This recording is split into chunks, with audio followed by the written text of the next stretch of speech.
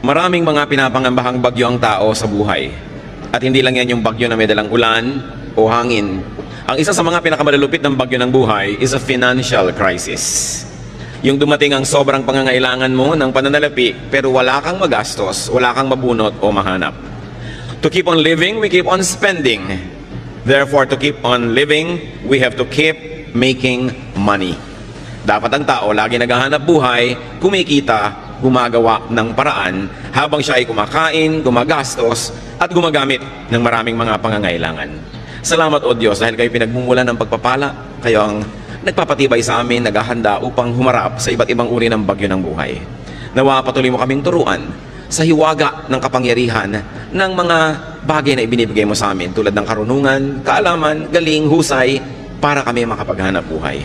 Ituro mo sa amin, Panginoon, ang isang karunungan ukol sa pananalapi na nakaugat sa iyong salita. Maunawa namin ang kalooban mo dito, maipamuhay namin, makinabang kami at kayo ay malubod.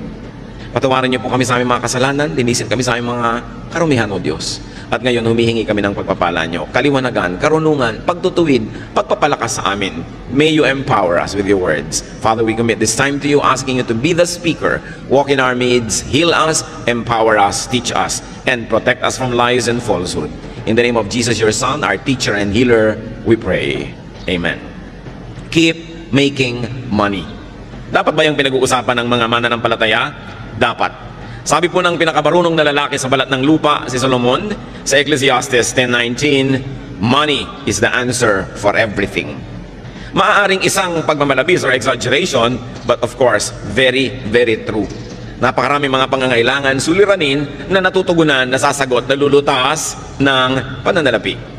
It is not money, but ungodly love for money that is condemned in Scripture.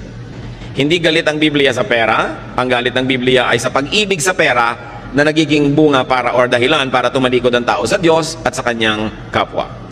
Spirituality should not deny money nor money making because money buys many good things and money enables us to maximize the benefits of life. Godly people are to be fruitful money makers and money multipliers.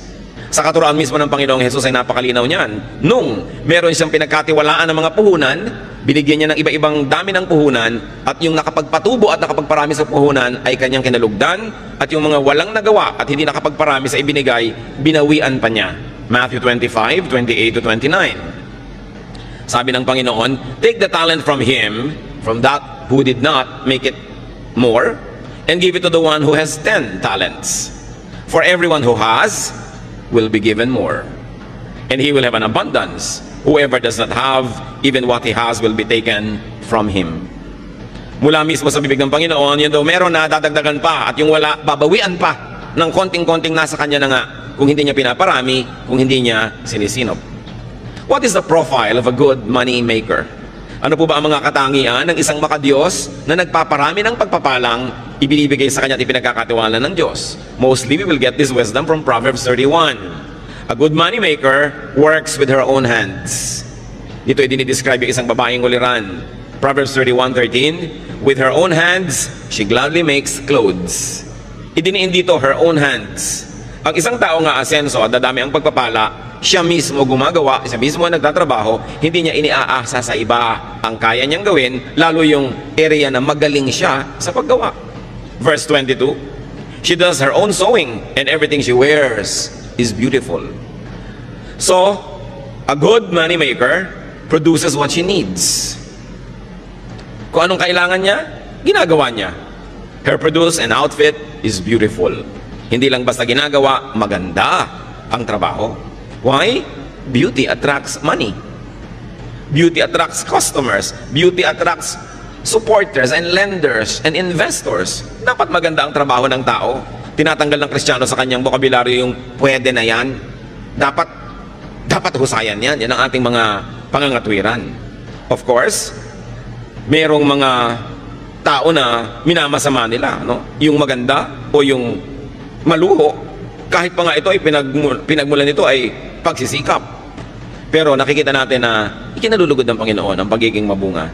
This woman, who is the ideal person to make money, produces surplus goods to sell.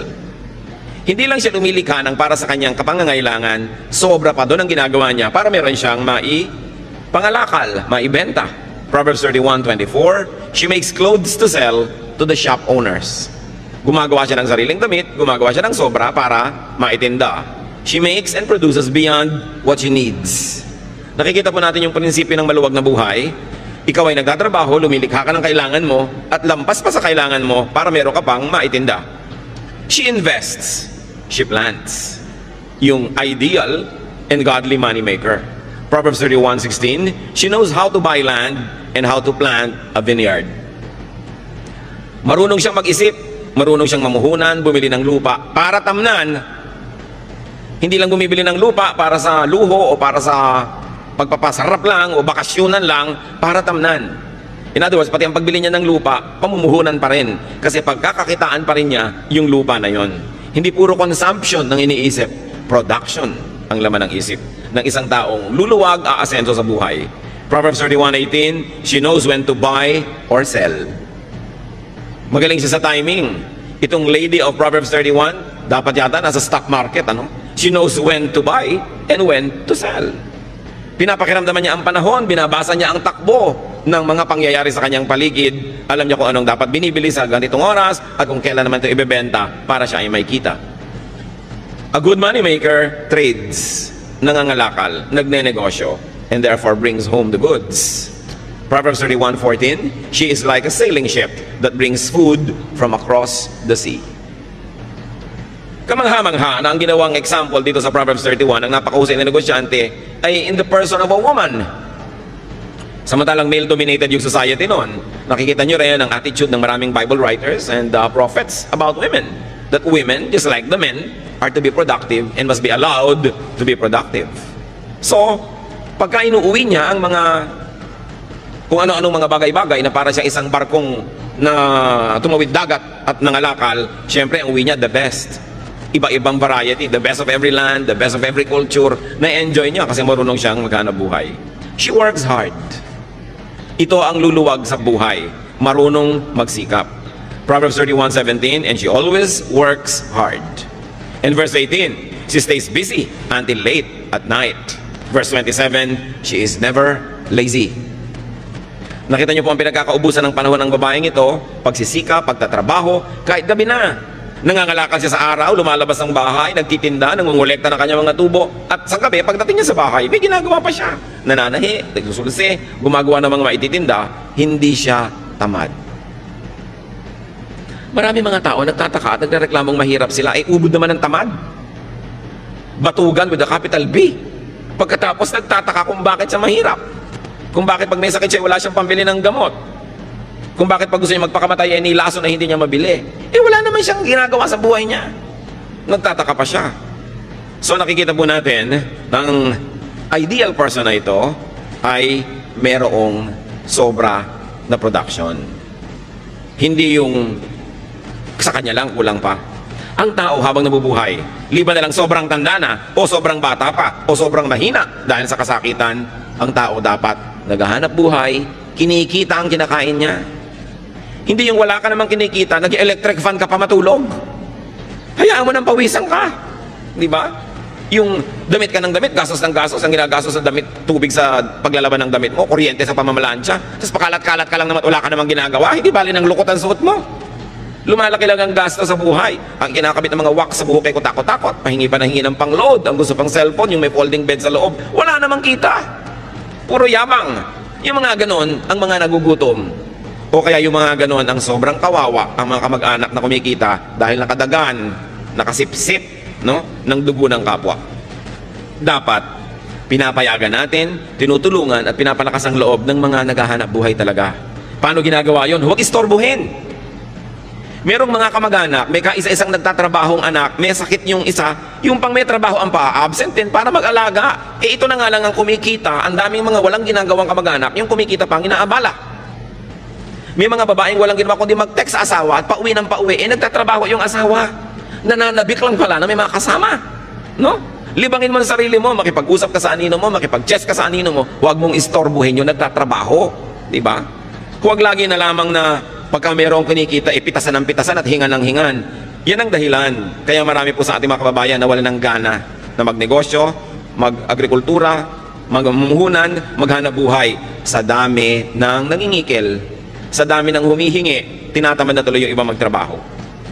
Subukan nyo sa mga malalayong kanayunan, magtayo kayo ng negosyo, ang daming sumisikil ng buwis nyo, at hindi lang yung gobyerno, ha. Maraming gusto humingi. Subukan mo magbiyahe ng mga gulay, ang daming humaharang sa 100. Pag karnaper ka, walang humaharang. No? So napakaraming pabigat at pahirap sa mga gustong maghanap buhay. And many of our countrymen get demotivated na maging productive sila sa buhay. Parang sa mga kamag-anak din, nakakatakot umasenso dahil sa dami ng kakapit sa iyo, lulubog na kayong lahat. Napakahirap magpakita ng konting kaluwagan kasi marami agad mangungutang. Ang trabaho tuloy ng iba kahit meron daing ng daing, kunwari maraming problema sa takot, nahingan sila ng mga walang hanap buhay. Balikan natin itong babae na ito na kinakatawan din ng sino man, lalaki man yon, na marunong maghanap buhay. She is positive. Sabi ng Proverbs 31:25, she is strong and graceful as well as cheerful about the future. Yung cheerful about the future is translated by other versions as she can laugh at the days to come. Magaan siyang kasama, ng palangiti, maganda ang bukas ng mukha, at maganda ang pananaw tungkol sa kinabukasan kasi may naipon. Strength, grace, and cheerfulness are her hallmark. Why? Because she has enough. And not only that, those attributes are also attractive in business. Siyempre, ang gusto mong kadil sa negosyo ay yung masarap, magaan. Hindi yung lagi na lamang parang dinadagan na ng mundo ang problema niya. Ayaw mong nasa paligid ng ganitong tao. Hindi ko alam kung ba't may mga tao ang hilig-hilig dumaing. Samantalang ayaw mo naman siyempre sa taong paladaing, iniiwasan tuloy sila ng mga tao, lalo silang nawawalan. Definitely, this wonderful woman was not a complainer. Hindi siya reklamadora. Proverbs 31:26, her words are sensible and her advice is thoughtful. If you're going to attract income, if you're going to attract business, if you're going to attract good things into your life, you must have good sense, intelligence, and sound advice comes from you. Kasi magandang dagdag yun sa pagkatao. Sino ka ba naman para iwasan ng isang kanegosyo, kasosyo, o kaya binibilhan mo o binibentahan mo na bukod sa maganda ang produkto, maganda pa ang pagkatao at magaan kasama, masarap makita. Kaya lalong nilalapitan ng grasya. A sensible and a good moneymaker gives to people. Hindi niya sinosolo ang pagpapala, she gives to people. Tulad ng nakita natin sa Proverbs 31:20. She helps the poor and the needy. Palabigay. Nag-aalala at nag-iisip sa mga kapuspalad. She gives to the needy and the poor. Sabi ng Proverbs 19:17, he who is kind to the poor lends to the Lord, and He will reward him for what he has done. Ang matulungin, maawain sa mga dukha, sa mga maralita at mga nagigipit, ay para daw nagpapautang sa Diyos. Papayagan kaya ng Diyos na may utang siya sa inyo na matagal? Siyempre, babayaran kayo agad ng Diyos at sobra pa, alangan namang siya pang may utang na loob sa inyo. So, pag nagbibigay ka sa mga kapuspalad, daig mo pa ang nagpapautang sa Diyos. Ibabalik niya agad. At kung hindi mo man maramdamang ibinalik, isipin mo na lang, saan mo namang kinuha yung ipinaluwag mo doon sa mahirap? Hindi ba sa Diyos din ang galing? Nauna na, baka na-advance. Yung mga iba nagsasabi, ba't gumagawa ako ng mabuti, wala pang ibinabalik ang Diyos? Baka naman na-advance na sa'yo. Naghahantay ka pa ng iba, nauna na palang ibigay sa'yo. Along with hard work, this is the best insurance against poverty. To be a good giver. Kasi pinapangako naman sa Biblia, lahat ng tanim may ani. Kung hindi man sa exact person na tinulungan mo yung ani, may ani yan sa iba. O kaya kahit wala ka pang anihin, saan mo naman kinuha yung tinanim mo? Again, na-advance na yon. A godly moneymaker is a good giver. You make a lot of money not only for yourself, but so that you will have much to give away. Very, very godly purpose. Also, she gives to or pays the deserving. Lagi tayong nag-iisip to give to the needy. Nakakalimutan natin to give to the deserving, or at least to pay the deserving. And this woman pays her production partners. Hindi lang sa needy. Marunong siyang magbayad sa trabahador. Marunong siyang magbigay ng parte sa kanyang mga investors. Hindi niya sinosolo ang kita. May mga tao nabibigyan ng Diyos sa pagkakataon na kumita, pero sinosolo. Kanila lang nababawian tuloy. Meron naman hindi marunong tumanaw ng utang na loob, hindi man lang magsukli doon sa mga tumulong sa kanila, nagbukas sa mga pinto, nagbigay ng pagkakataon o namuhunan, tumatalikod, nababawian. Ang pinakauna natin dapat na inaasikasong bigyan, yung mga kasama natin sa hanap buhay. Kung kayo ay namumuhunan, edi yung mga trabahador nyo, mga tauhan. Deuteronomy 24:15, tungkol sa pagbabayad ng trabaho, pay him his wages each day before sunset, because he is poor, and he is counting on it. Otherwise, he may cry to the Lord against you, and you will be guilty of sin. Pag pinagtrabahuhan na, bayaran na. Lalo at arawan, yung manggagawa o lingguhan, huwag nang pinapatagal pa. Nakita nyo ang kawawang si Sisa sa No Limit Tangere? Nagpuyat para manahe. Nung kanyang i-deliver, hindi nagbayad ang donya. Saka na lang daw, dahil ayaw niyang bumangon mula sa silyon. Samantalang napagtrabahuhan na ng tao. Galit ang Diyos sa mga namumuhunan na hindi nagbabayad agad sa kanyang mga trabahador. James 5:4, look, the wages you failed to pay the workmen who mowed your fields are crying out against you. The cries of the harvesters have reached the ears of the Lord Almighty. Ganoon, ang mga daing ng mga kapuspalat na nagtrabaho na hindi pa binabayaran, nakararating sa langit at sila ibinabawi ng Diyos. Ang mahusay maghanap buhay, mahusay magbayad ng kanyang mga trabahador. Mahusay din siyang magbigay ng parte sa kanyang mga investors. Mahusay siyang magbigay ng produkto sa kanyang mga customer. Lahat nakikinabang pag sa kanya nakikipangalakal. Kaya binabalik-balikan siya, kinakawilihan, lalong yumayaman. Hindi yung mga one-shot deal lang na nang dedenggoy ng kapwa, iniisahan nila yung kapwa, tuwang-tuwa sila, pero wala nang babalik. At siyempre kakalat yung balita, at kung hindi man, wala bang Diyos na nakatunghay sa lahat ng ating transaksyon? Ang mahusay maghanap buhay, lalo't namumuhunan, lets her workers rest. Pinagpapahingan niya ang kanyang mga manggagawa, hindi lang ito para mga makina. Exodus 20:10, on the seventh day you shall not do any work, nor your manservant or your maidservant. Ito lang ang commandment na talaga namang napaka-thoughtful sa mga manggagawa. Pinagbabawalan yung mga among magtrabaho pagka araw ng pangiling. Bakit? Siguradong pag nagtrabaho sila, madadamay ang mga tauhan nila lahat. Alam ka naman nagpapahinga yung tauhan. Tapos yung boss nagtatrabaho. So pinagbawalan ng mga boss ng trabaho at idiniin at nilinaw. Pati ang inyong mga katulong, mga kasamahan, manggagawa, huwag nyo silang pagagawin. Ibig sabihin, bibigyan sila ng 1 day of rest in 7 days of work. So 6 days of work must be broken by a 7th day of rest. It's a command with the working class in mind. Napakabait ng Diyos.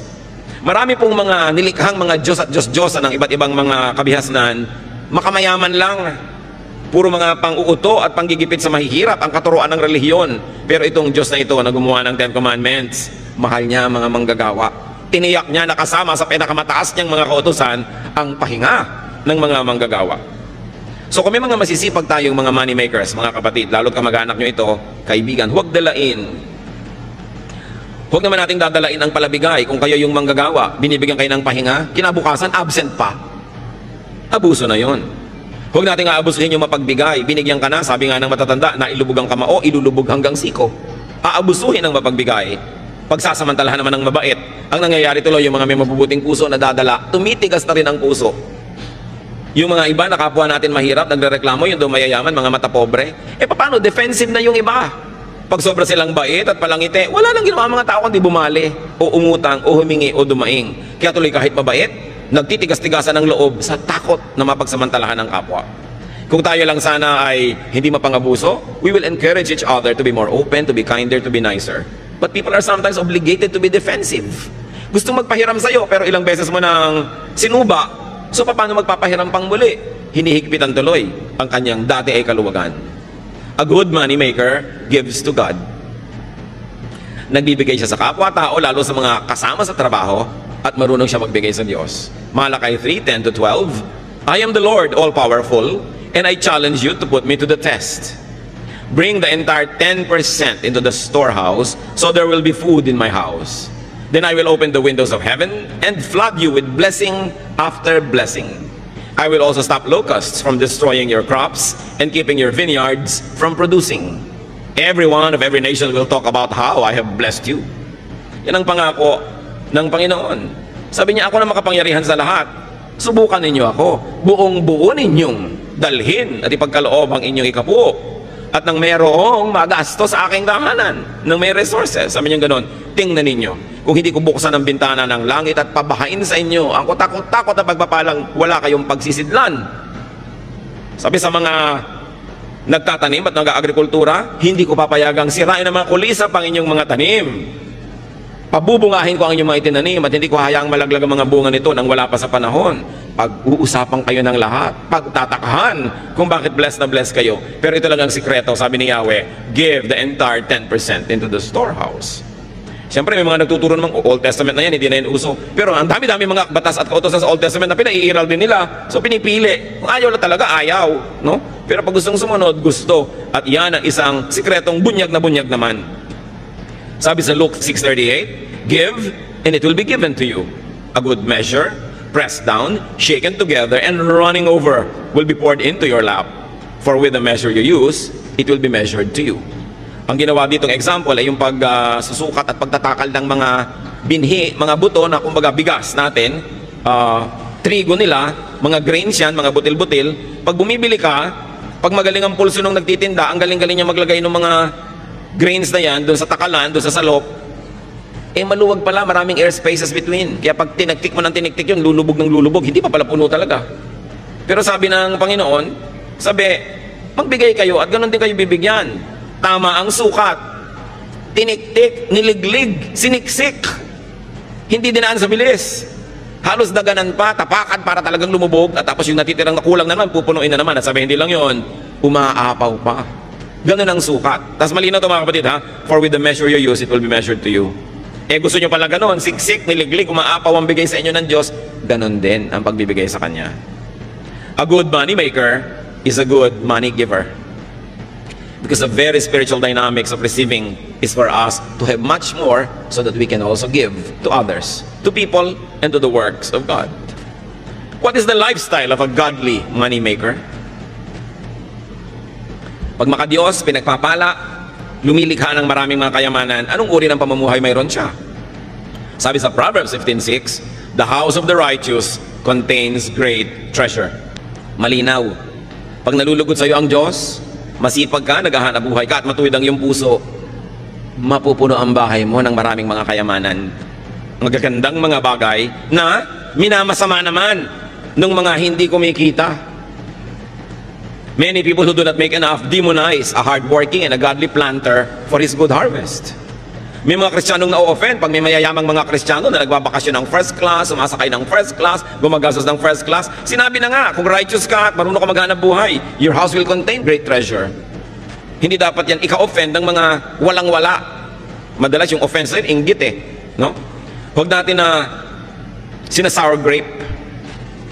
Yung parang isa kang bear, meron kang pinipitas na grape, hindi mo maabot, at dahil hindi mo maabot-abot, sabi mo, maasim naman yan, wag na lang. Yung pinagmula nung kasabihan na sour grape. So yung mga hindi yung mayaman, pinapasama nila yung kayamanan, masama yung mayaman, ayoko maging mayaman, tapos kaya makautang dito. Ang dami ko nakikita ng Kristiyano ganyan ang aarte, parang ayaw yumaman, ayaw ng pera, wala namang ginawa kundi magdilihensya. No? Yung huwag tayo mag-inarte, gusto natin ng kayamanan. Ngayon, kung ayaw nyo maging masama, di pamigay nyo. O kaya huwag niyong kitain sa masama. Pero mabuting maraming kinikita, ayaw mo manggastahin, may pamimigay ka. Nakakasama ng loob yung may lumalapit sa'yo, nangangailangan, wala ka malang mayabot. So make a lot of money. What is the lifestyle of a godly money maker? She is comfortable, secure, and cheerful. Proverbs 31:21, her family has warm clothing, and she doesn't worry when it snows. Pag dumadating yung taglamig, lalo doon sa Israel na may yelo, may snow sa ibang bahagi, siyempre, walang inimpok ni nervyos. Wala kang pagkain sa bahay, tapos may bagyo. Sabi, babagyo, 3 araw, 5 araw, wala kang bigas, nakaka-nervyos talaga yun. Diba? Pero sabi, itong kinalulugdan, masipag, matyaga, mahusay ang mga style, wala siyang pinapangamba naman yung weather. Ngayon, bago tayo malito mga kapatid, may mga makadiyos, masipag, wala pa rin pera. No? Dapat nating isipin kung bakit. Bakit? Kung makadiyos ako, masipag ako, bakit? Wala pa rin ako. Kasi kadalasan yung pinagsisipagan natin, kahit 1,000 taong ka magtrabaho doon, hindi ka naman talaga aasenso dahil sobrang liit ng kita doon. So you don't only work hard, you have to work smart. Titingnan mo, ito bang nakalagyan ko na ito na trabaho o profesyon ay maahango ako sa buhay kung masipag ako? Kung wala kayong nakikitang pag-asa, dead end yun, dapat lumipat kayo na ibang magagawa sa buhay, be more creative, create more. Kasi maraming Pilipino masipag talaga. Pero yung pinagsisipagan nila parang dead end. Parang wala namang makikita kang asenso dun sa lugar na yon, maliban na lang maging creative sila and reinvent the profession or reinvent their style to make more money. Proverbs 31:25, this godly businesswoman, she is cheerful about the future. Yun yung pinag-usapan natin, she can laugh at the days to come. Sino ba ang pwedeng tumingin sa kinabukasan na may kasamang ngiti? E di yung may ipon. Lalo naman yung may ipon na patuloy pa rin kumikita. At ito ang challenge sa ating OFW phenomenon. Maraming kumikita, mababasa nyo sa dyaryo, buwan-buwan, bilyon na dolyar ang pumapasok sa Pilipinas. Pero marami naman sa ating mga OFW, matanggal sa trabaho, umuwi. After 6 months, gutom na naman. Paano marami doon sa pamilya, walang inatupag kundi gumasta. To consume and consume and consume. Remember this Proverbs 31 lady? She buys a piece of land to use it in agriculture. Para may kitain. Hindi yung bibili ka agad ng kotse. Pag may kotse ka, puro gasolina yan. Anong kita mo dyan? Puro gastos. Pag bumili ka agad ng bahay, edi gastos din yun. Lalo't inutang mo pa.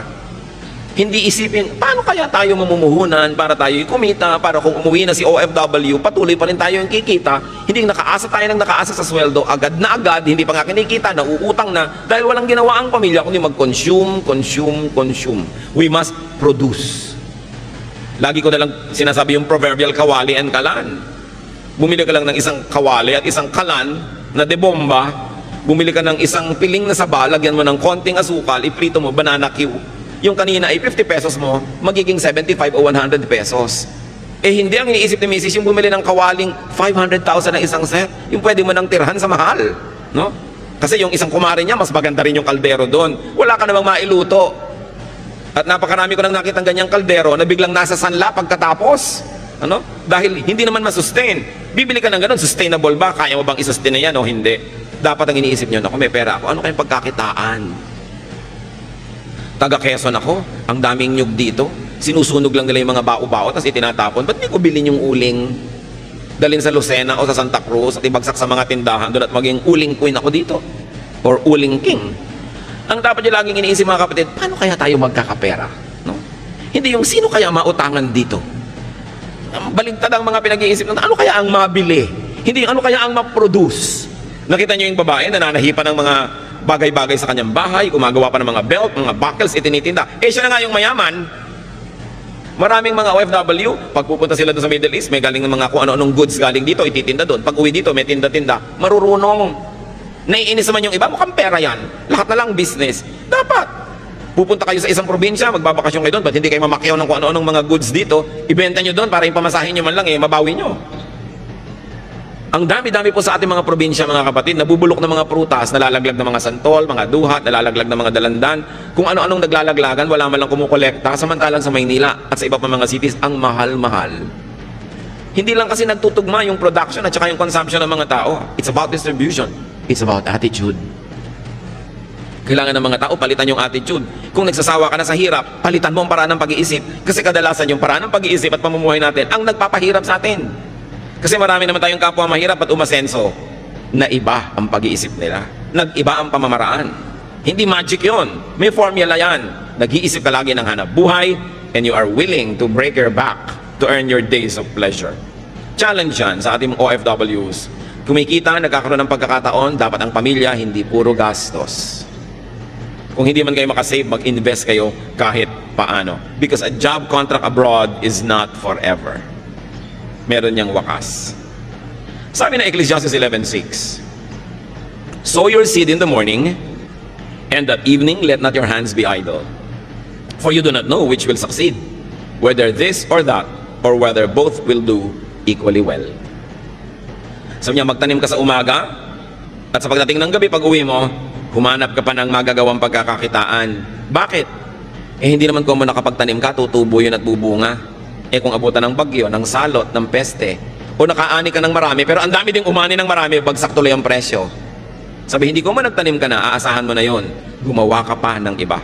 So nakita nyo, pinag-uusapan dito, agriculture and commerce. Agriculture and trading or production. Ang dami nating kababayan, ang sisipag, mga magsasaka talaga, pero ba't hindi naaahon sa hirap? Eh kasi yun lang sakang inaasahan. Pagkatanim, lasigan na ng lasigan hanggang anihan.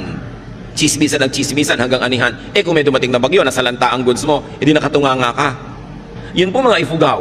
Pagkatanim nila sa mga rice terraces, ang mga lalaki, umaalis sa kanilang bayan, namamasukan kung saan-saan, sa mga mina, sa mga pagawaan, sa mga patrabahuhan. Yung mga babae naman, nagwiwip ng mga basket, ng mga tela, para hindi sila nakatunga nga lang naghihintay ng harvest.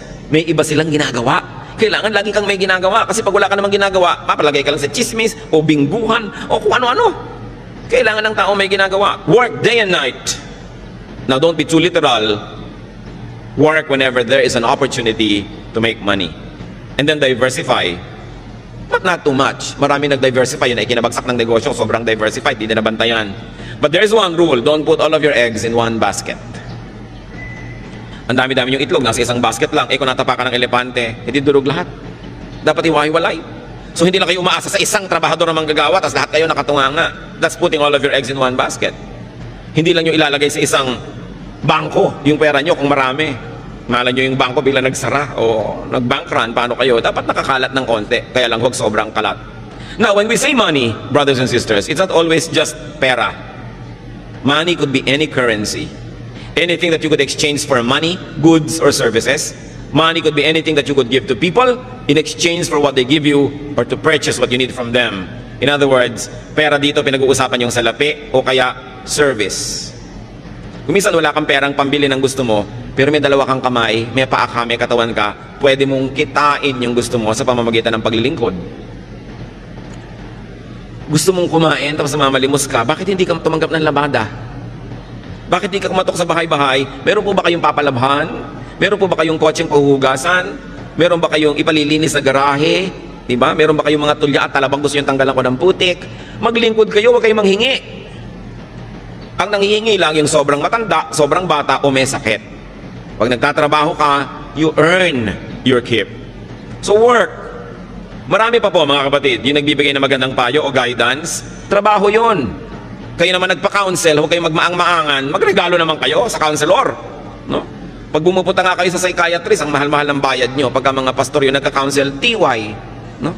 Samantalang binuntunan mo na kung takot-takot na problema, hiningahan, nagpadalangin ka pa, nag-fasting pa para sa iyo yung tao. Samantalang ni isa man lang chiko, wala kang dala. Kayo nga nagpapa-counsel, huwag kayong dumadating nang wala ni bit-bit ni ano. Di ba dahil kuminsan yung counselor nyo, sumasama na rin ang loob dahil iniisip niya, hindi man lang ako naalala, hindi man lang ako naiisip, parang baliwala ang ginagawa ko. Kailangan thoughtful kayo. Yung mga tao nagbibigay sa inyo ng inspiration, encouragement, even entertainment or companionship, dapat may sukli. So kung halimbawa, wala talaga kayong kapera-pera, meron naman kayong may kayang kamag-anak. Sabihin nyo, o ano, gusto mo ba samahan kita sa mga biyahe mo para hindi ka nag-iisa, hindi ka naiinip, may taga-abot sa iyo ng portal, pag masakit ang ulo mo. So, mayroong kapalit, hindi ka lang hingi ng hingi.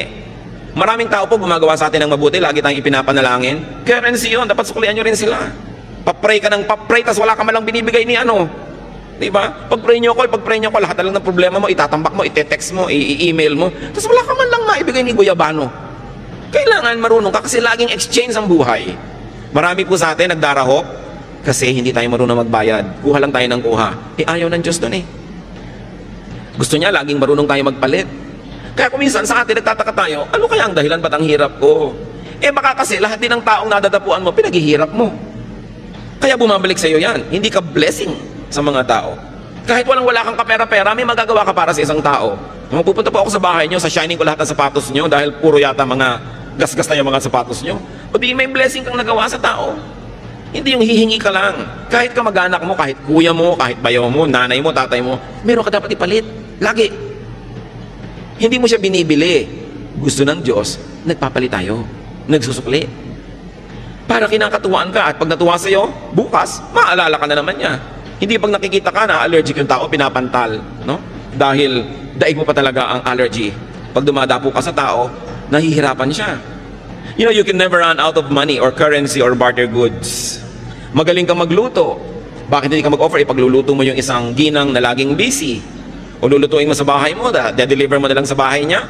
Tapos, ang bayad sa'yo, o 1/4 ng niluto mo, di libre na yung pagkain yung pamilya. Hindi lagi kang nakatunganga. Ang daming nakatunganga sa bayan na ito. Kaya nagtataka pa na bakit mahirap yung bayan. Ang dami talaga nakatunganga. Hindi ka mawawalan kapatid ng pambayad o panukli o pambigay kung willing ka lang. Lagi tayong merong pwedeng ipalit. And remember, you could never be fruitless or useless, unemployed or idle if only you would decide to always make money. And that money is pera or services, anything na pwede nating ipambayad para makuha natin yung gusto natin, it's considered money. Ngayon, nasa katanghalian tapat kayo na inyong buhay, malakas ang kita nyo, take advantage of your best season. Para mga artista, may panahon na sikat, hot na hot property talaga, kita dito, kita doon. Pag hindi nag-ipon, pag hindi nag-invest, kawawa naman pag lumalaos na. Dumadating yung tanghaling tapat ng buhay natin. Dumadating din yung alauna, alas 2, alas 3 ng hapon, alas 5, 5:45, marapit na mag-orasyon. No? Dumadating yan. Dapat handa ka dyan. Dahil hindi naman surprise. Dahil darating talaga yan. So earn the most, invest the most, save the most. Sabi sa Proverbs, look at the ant. Yung daw langgam. Marunong magtrabaho. Pag panahon ng tag-ani at tag-araw, kolekta ng lahat ng maiuwi. Kasi darating ang tagulan na hindi na niya magagawa yun. So always ask yourself, ano ba ang mapagkakakitaan dito? Dapat gawin natin yun na pananaw. Maglaro kayo ng sungka. Sa mga naglalaro pa ng sungka, hindi ba lagi dapat may sube? O ayan, magsusubi ka, tsuk, naglagay ka sa bahay mo. Hindi yung pwedeng ikot ka lang ng ikot, wala kayo nilalagay dun sa bahay. O sube, ganun. Para meron kang naitatabi. Alam nyo, sabi nila, sabi ng isang may doktorado sa anthropology, yung sungka daw, ang sinaunang computer ng mga Pilipino. Talagang taga-compute. May nagsasabi pa na yung abacus noon ng China, apo lang ng sungkahan. At meron pang nagpapatotoo na only in the recent past, maraming mga tindera sa probinsya gumagamit ng sungka pang compute ng mga sukle at bayad. Ang mga sinaunang Pilipino po ay mga negosyante. Hindi sila katulad ng mga sinasabi ng iba ngayon na mga tamad daw. Mga negosyante, mga importer and exporter. At very good ang credit standing. Alam natin yung napakarami mga sasakyang dagat galing China, galing sa ibang bansa na dumarating dito para makipangalakal sa ating mga ninuno. At ang ating counting system, very elaborate ha. Sa bawat isang zero, meron tayong dinadagdag na salitang po, 10, 20, 30, di ba? Dagdagan nyo pa ng isang zero, daan. 100, 200, 300. Isa pang zero, libo. Dagdagan nyo pa ng isa pang zero, 10,000 na yon, laksa. May salita tayo dyan, laksa. Ang Greek culture, ang Hebrew culture, ang maraming cultures hanggang 10,000 lang ang bilang. Pero sa Tagalog, meron tayong 100,000, yuta. Meron tayong 1,000,000, angaw. At meron tayong 10 million, kati. Meron tayong 100 million, bahala. At meron pang 1 billion, gatos. Ang daming magbilang ng mga Pilipino nung araw.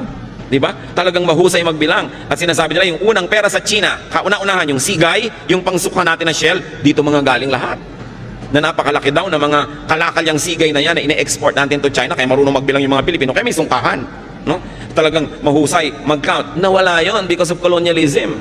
Nung inangkin ng mga Kastila, ang mga lupain, pinagtatrabaho lang yung mga tao bilang mga kasama. Nagtatrabaho ka, hirap na hirap ka, sa iyo yung trabaho, doon sa may lupa na kumamkam yung ani. Kaya daang-daang taon na wala ng gana ang tao magtrabaho. Kasi kahit anong sipag ang gawin mo, mahirap pa na ang ending mo. So ba't ka na lang daw magpapakahirap? Pero dapat na natin baguhin yung pananaw na yon. Nakasama sa ating kabihasnan yung pagbibigay ng kalakal sa iba't ibang tao. Ikaw na lang yung taga-bili, taga-utang at taga-hulog. Kailangan marunong mangalakal. And as you grow old, continue being precious and useful and functional. Your goal, believer of God, is that you should be a lender, not a borrower. Magandang mga pangarap yan at magandang plano sa buhay. Planuhin yung tagapagpahiram, tagabigay, hindi mangungutang. Ano ang pangako ng Diyos sa bayang sumusunod sa Kanya? Deuteronomy 15:6. For the Lord your God will bless you as He has promised, and you will lend to many nations but will borrow from none. Isa dapat yung katangian ng makadiyos na masipag na pinagpapala, nagpapahiram pero hindi nang hihiram. Nagbibigay, hindi nang hihingi. Yan ang magandang goal. Hindi yung paggising sa umaga ang hinahanap sinong madidilihensyahan. Mga manginginom na iinom lang ng alak humihingi ng kontribusyon sa dumadaan. Ba't di nyo inumin yung tubig sa kanal? Wala pala kayong pambili ng alak. Di ba? Puro pabigat sa kapwa ang iniisip. Mga kamag-anak na pagka may party, mag-iinuman, tapos lahat ng kamag-anak ko hihinga ng pambili. Mga ugali na nagpapahirap at nagpapalala sa mga kanser ng ating lipunan. So huwag yung sino kaya ang mautangan o mahingan. Kung kayo mga bata pa hanggang ngayon, mga magulang na bata pa, magplano kayo na pagdating ng panahon, hindi nyo kailangang umasa sa bait ng inyong anak o manugang. Iplano nyo rin yun. Pero yung mga ating mga tatay at nanay na tumanda na nung araw talagang binibigay mo lahat, inaasa mo sa iyong mga anak, aba yung mga anak na yan, dapat talagang top din ang inaasahan sa inyo. Itaguyod ang mga magulang who gave you everything. Pero yung mga nagsisimula pa lang ngayon ng mga maging magulang at bata pa, hindi kayo nakakatiyak pa, itataguyod kayo ng mga anak. Dapat meron kayong isinusubi, kumbaga sa sungka, para rin sa inyong sarili. Kung minsan ang bait-bait ng anak nyo, ang napangasawa, masama ang ugali, o paano yun? Kailangan, hindi mo iniaasa ang iyong pagtanda sa kabaitan ng iyong kapwa, anak mo man yun o manugang. Pero sa mga matanda na ngayon, uso talaga nung unang panahon, lahat binibigay sa anak. Kaya yung mga anak ngayon, matatanda na magulang nyo, tangkilikin nyo sila ng gusto. Ang aking payo ay para doon sa nagsisimula pa lang, ng mga bata pa, pwede pa kayong gumawa ng paraan para magsubi. Kailangan meron kayo nakatabi sa sarili. Kung pwede kayo may mga insurance policies, meron kayong mga health insurance, para kung nagkakasakit kayo, ang inaatupag nyo lang paano gumaling, hindi yung paano magbabayad. Malakas magpalala ng sakit yung mga bills. Kaya kailangan pinaghahandaan. Sa mga tumatanggap naman ng support, be grateful and thankful and expressive. Don't abuse. Do not choke your helper. Huwag dalain. Sa mga kamag-anak ko na inaabutan, binibigyan, tinutulungan, pag dumadating naman yung tumutulong sa inyo, ngumiti naman kayo, maging cheerful naman kayo, hindi binibigyan na nga kayo, daing pa rin at daing, lungkot pa rin at lungkot, siguro para madagdagan ng bigay. Pero ang nangyayari tuloy, nawawala na ng gana yung umuuwi sa inyo dahil wala ng pleasure. Magagastusan na, makakarinig pa ng problema, mga sumbong, mga daing, kaya minsan ayaw na tuloy kayong uwian. Nagtataka yung mga ibang magulang, ang lapit-lapit naman, anak ko, may kotse, ba't kaya hindi madalas dumalaw? Eh, masarap ba kayong dalawin? Siyempre kailangan, kahit anak nyo yun, nasasarapan din naman siyang dumalaw, hindi puro problema, bigat. Kasi kung minsan sa kanyang office, sa kanyang negosyo, sa kanyang trabaho, sa pamilya niya, sa asawa niya, ang dami na rin niyang problema. Pagdating naman sa inyo, problema na naman. Kailangan, pleasure tayong puntahan because there's a basic human nature. Anything pleasurable, we like to repeat. Anything unpleasurable or painful, we avoid repeating. So pag lagi kayong dinadalaw, alam nyo na yun, masarap kayong puntahan. Pag hindi kayo naaalala at pinupuntahan, baka hindi masarap na karanasan. Tuloy nakapangingibabaw na yung iba nilang problema o katamaran o ibang mga gagawin. Pero kung masarap kayong puntahan, ipaglalaban niya na puntahan din eh. Kaya kailangan, meron tayong panukli. At hindi yun pera, mga kapatid. Yung may mabait sa inyo, pero maganda rin yung pakitungan nyo sa kanya, meron kayong sukli. Hindi puro take. At least, when we receive good things from people, we should be fun. And we should be pleasant. Pambaya din yun na napapasaya nyo ang kapwa. Now, very importantly, brothers and sisters, if you want to really be able to laugh at the days to come, put a little love away. Magmahal kayo, maging mapagmahal, because love is a great currency, if not the greatest. Yung may naitanim tayong pag-ibig sa ating kapwa, hindi na natin sila kailangan palalahanan, maaalala tayo ng kusa. Yung pagmamahal na itinatanim natin, yun ang napakasarap pag namunga. So, while we are alive, we keep on spending. So if your health or age does not prevent you, you must keep making money. Maraming nalulungkot, marami daw compromises ang mayaman, pero hindi ba ang daming compromises ng nangangailangan? So huwag nating masamain ang pera, huwag nating masamain ang paghahanap buhay, ang pag-iimpok, ang pagpapayaman, basta hindi tayo nilalayo sa Diyos at sa ating kapwa. In fact, nagiging kamay tayo ng Diyos sa palatulong sa kapwa kung sobra-sobra ang mga biyaya sa ating buhay. Ama namin sa langit, turuan niyo po kami na siyasatin namin mga sarili, suriin namin sarili kung bakit kami ay maluwag o mahirap, kung bakit kami ay yumayaman o nagdarahop, kung bakit madaling dumating sa amin ang mga biyaya o hirap na hirap dumating. Ituro niyo sa amin, Panginoon, kung may mga gawa kami, ugali, pamamaraan na sumisira sa aming kayamanan, sa aming pagkakataong mag-impok. At nawa ang ugali namin patuloy naming baguhin. Magbabago kami sa inyo para maging mahusay kaming maghanap buhay, mahusay mag-impok, mahusay magparami ng mga blessings na ipinahihiram nyo sa amin, mahusay magbigay sa kapwa at sa inyo, at mahusay din naman kaming magbigay ng gantimpala sa aming mga sarili, sa aming mga kapaguran. Turo mo sa amin, Panginoon, na yung bagyo ng financial need can be avoided or minimized kung nabubuhay kami ayon sa iyong kalooban. Magbulay-bulay tayo mga kapatid, sumandali. Pasalamatan ng Panginoon sa bawat isang tumutulong sa atin financially o nakatulong, baka naman nakatulong na, nilimot, magbayad-bayad tayo at magsukli-sukli ng utang na loob. At huwag din nating kalimutan na magtanim naman sa iba, magtanim ng pag-ibig at tulong, because hindi natin alam kung kailan tayo naman ang mangangailangan ng habag ng ating kapwa. Ama, sa amin po sandaling pananahimik, kapiling kayo, ituro nyo sa amin ang mga praktikal na bagay para lalo kaming gumaan sa buhay, lumuwag at makapagbigay pa kami sa aming kapwa at sa iyong gawain. Father, speak to us powerfully as we spend some time with you in silence.